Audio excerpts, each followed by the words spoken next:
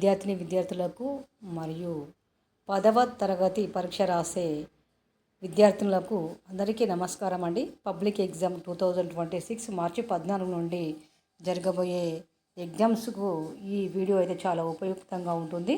తప్పకుండా లైక్ చేసి సబ్స్క్రైబ్ చేయండి. మీ యొక్క అభిప్రాయాన్ని కామెంట్ చేయండి.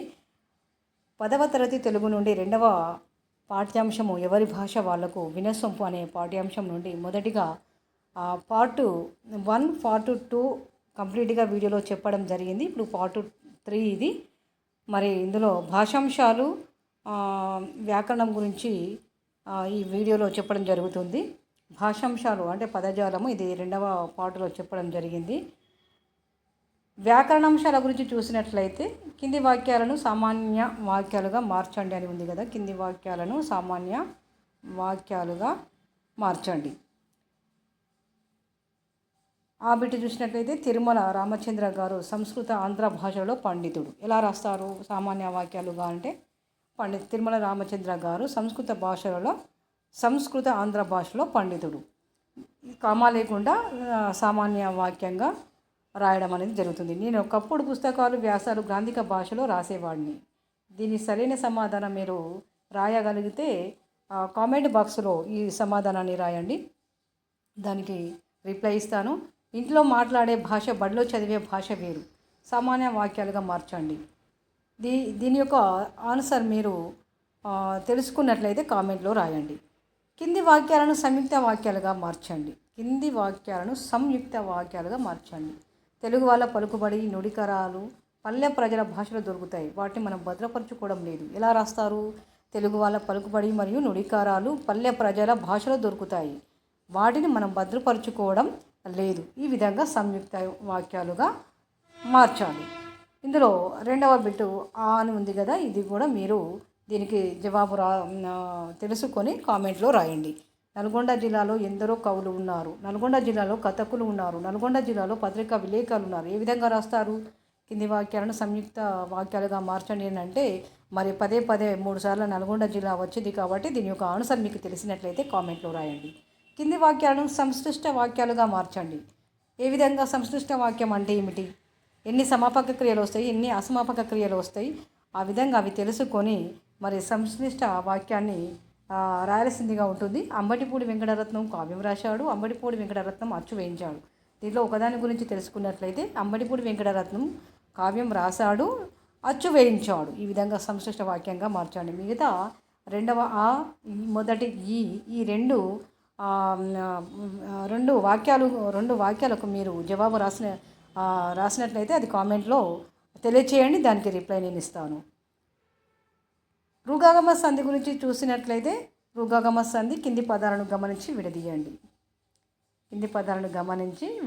రుగాగమ సంధి. ముందుగా దీని యొక్క సూత్రం చూసినట్లయితే ఒక వర్ణం మిత్రుడు వలె అదనంగా చేరడమే ఆగమం. ఒక వర్ణం మిత్రుడు వలె, ఇది సూత్రం అన్నమాట. ఒక వర్ణం మిత్రుడి వలె అదనంగా చేరడమే ఆగమం. ఒక వర్ణం మిత్రుడి వలె అదనంగా చేరడమే ఆగమం. ఆగమం అంటే ఒక వర్ణం మిత్రుడి వలె చేరడం జరుగుతుంది. దాన్నే ఆగమని అంటారు. ఒక వర్ణం మిత్రుడి వలె చేరడం, దీన్నే ఆగమం అని అంటారు. ఇక్కడ పేదరాలు, బీదరాలు, బాలింతరాలు పై పదాలను విడదీస్తే ఎట్లా ఉంటాయో గమనిద్దాం, ఎట్లా మారాయో పరిశీలిద్దాం. ఇది 10వ తరగతి తెలుగులోనే రెండవ పాఠ్యాంశం ఎవరి భాష వాళ్ళకు వినసొంపు అనే పాఠ్యాంశం నుండి మరి తీసుకోవడం జరిగింది. ఇందులో రుగాగమ సంధి గురించి చూసినట్లయితే మరి పేదరాలు బీదరాలు అని విడదీస్తే ఎలా ఉంటాయో గమనిద్దామని ఇక్కడ ఇవ్వడం జరిగింది కదా. పేదరాలు, పేద అంటే పేద ప్లస్ ఆలు, పేద ఆలు అంటే ఒక వర్ణం మిత్రుడి వలె అదనంగా చేరడమే ఆగమం. పేద రాలు అని ఉంది కదా, మరి ఇక్కడ ఆలు అని రావడం జరిగింది. ఇదే రుగాగమ సంధి. బీదరాలు అంటే విడదీస్తే ఎలా ఉంటుంది? బీద ప్లస్ ఆలు, బీదరాలు. బాలింతరాలు, బాలింత ప్లస్ ఆలు, బాలింతరాలు. పేదరాలు పేద ప్లస్ ఆలు, పేదరాలు. అంటే పేదరాలు అని పలకడంలో ఇక్కడ అర్ అనే వర్ణము ఇలా ఒక మిత్రుడు వలె చేరి ఉంటుంది కాబట్టి మరి ఇదే రుగాగమ సంధి అని అంటారు. దీనినే రుగాగమ సంధి. పేద ప్లస్ ఆలు, పేద రు ప్లస్ ఆలు. చూడండి, ఒక పేదరాలు అనే పదానికి ఇన్ని అక్షరాలు రావడం జరిగింది. బీదరాలు, బీదరాలు అని ఉంది కదా, బీద ఇక్కడ ఈ సేమ్ మొదటి దాని లాగానే పేదరాలు లాగానే బీద ప్లస్ ఆలు, బీద ప్లస్ రు ప్లస్ ఆలు, బీదరాలు అని ఈ విధంగా మరి రుగాగమ సంధికి ఒక వర్ణం మిత్రుడు వలె అదనంగా చేరడమే ఆగమం. దీన్నే రుగాగమ సంధి అని అంటారు. పై 3 సందర్భాల్లో పరపదం అనేది ఆలు. పరపదం అనేది పరపదం ఆలు. పేద, బీద, బాలింత పదాలకు ఆలు పరమైంది. ఏం పరమైంది? పేద, బీద, బాలింత, బాలింత.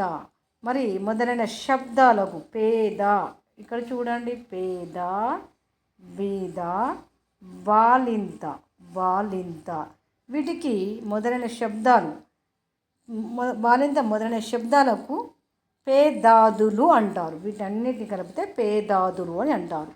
పేదాది పదాలకు ఆలు అనే పదం కలిసినప్పుడు పేదాది పదాలకు దీనికి దీనికి దీనికి ఈ శబ్దాలకు పేద, బీద, బాలింత అనే శబ్దాలకు పేదాదులు అంటారు.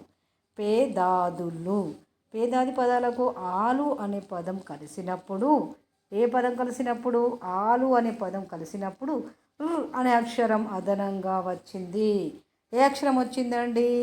ర్ అనే అక్షరము అదనంగా వచ్చింది. ర్ అనేది అదనంగా రావడాన్ని రుగాగమం అని అంటారు. ఇలా గుర్తుపెట్టుకుంది, చాలా ముఖ్యమైనది. ర్ అనేది అదనంగా రావడాన్ని, అదనంగా ఇక్కడ చూడండి, ఒక వర్ణం మిత్రుడి వలె అదనంగా చేరడమే ఆగమం. ఒక వర్ణం మిత్రుడి వలె అదనంగా చేరడమే ఆగమం. కాబట్టి రు అనేది అదనంగా రావడాన్ని రుగాగమం అని అంటారు. రుగాగమం అంటే రుగాగం అయిపోతుంది కాబట్టి ఇంకొక వర్ణం మిత్రుడి వలె చేరిపోతుంది. బీదర్రాలు, బీదర్రాలు అని ఇక్కడ చూడండి, ఉదాహరణకు చూసినట్లయితే బీదరాలు. మరి బీదరాలు అనేది ఏమైంది? ఇక్కడ రు అనే అదనంగా రావడాన్ని రుగాగం అంటారు. రు అనేది అదనంగా రావడాన్ని రుగాగం అని అంటారు. ఇక్కడ చూడండి, ఈ స్థలములో రు అనే అక్షరం రు అనే అక్షరము రావడం వల్ల మరి దీన్నే రుగాగమం అని అంటారు. ఇట్లే కూడా చెప్పడం జరుగుతుంది. పేదాది శబ్దాలకు ఆలు శబ్దం పరమైనప్పుడు రుగాగం అవుతుంది. పేదాది శబ్దాలకు ఆలు శబ్దం పరమైనప్పుడు రుగాగం అవుతుంది. పైన చెప్పిన 3 పదాలలో పూర్వపదం విశేషణం, ఉత్తర పదం విశేష్యం అనగా నామవాచకం. ఇలా విశేషణ విశేషాలతో కూడిన పదాన్నే కర్మధారయం అంటారు. కర్మధారయం అంటే ఏమిటి అంటే, ఇందులోనే చూడండి, ఈ ఒక్క సంధిలోనే మరి ఇంకొక సమాసము అనే పేరు రావడం జరిగింది, నామవాచకము రావడం జరిగింది, మరి పూర్వపదము మరి ఉత్తర పదం అనేది కూడా మరి ఈ సంధిలోనే మనకు తెలుస్తుంది. ఇక్కడ చూడండి, పూర్వపదం విశేషణం, ఉత్తర పదం విశేష్యం. విశేషం అంటే నామవాచకం, పూర్వపదం అనేది విశేషణం. పూర్వపదం అనేది ఏంటిది? విశేషణం అంటే గుణాన్ని తెలియజేసే అటువంటి దాన్ని విశేషణం అని అంటారు. విశేష్యం అంటే నామవాచకం. ఇలా విశేషాలతో కూడిన పదాన్ని విశేషాలతో కూడిన పదాన్ని కర్మధారయం అంటారు. కర్మధారయం అంటే ఏమిటి? ఇలా 1 మార్కులో కూడా రావచ్చు. కర్మధారయం అంటే ఏమిటి అంటే, విశేషాలతో కూడిన పదాన్ని కర్మధారయం అంటారు.